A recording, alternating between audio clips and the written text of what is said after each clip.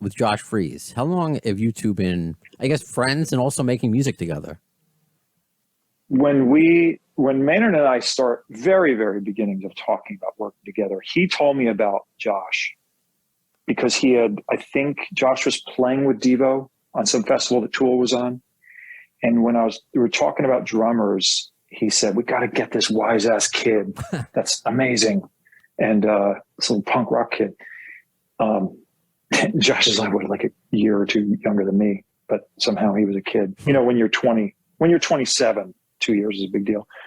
And then I started working for GNR as a tech, and I met Josh there. I met Josh in 97 because he came down to audition to be the drummer for GNR, and I was playing bass for the drum auditions when Duff was just starting to kind of gently roll out of the picture. So it's funny that I didn't put it together till after. And then Maynard said, yeah, that's the kid that I'm talking about playing on your songs, you know? So, wow. It kind of came together that way. You were also a part of the auditions for a drummer playing bass during those.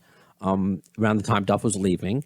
You may not be able to discuss who auditioned, but if you can talk about maybe who auditioned as drummer or maybe some names that we don't know, if you want to tell us, great. If not, I completely understand. I'll put it that way. They were big names.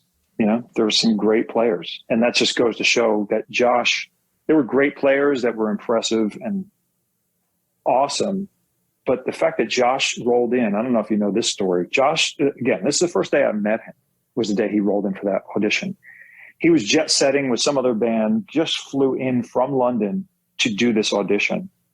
And there's a famous, I don't know if it's still there, but there's like a sushi bar right in London Heathrow at the terminal. He had sushi and got, I guess, a bad something and got food poisoning. So he's, poor bastard, like got on the plane, got food poisoning.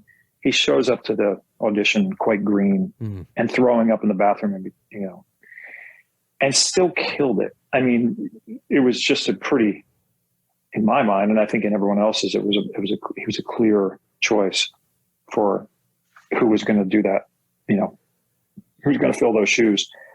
So it was just amazing that Josh at his worst is still a force to be reckoned with.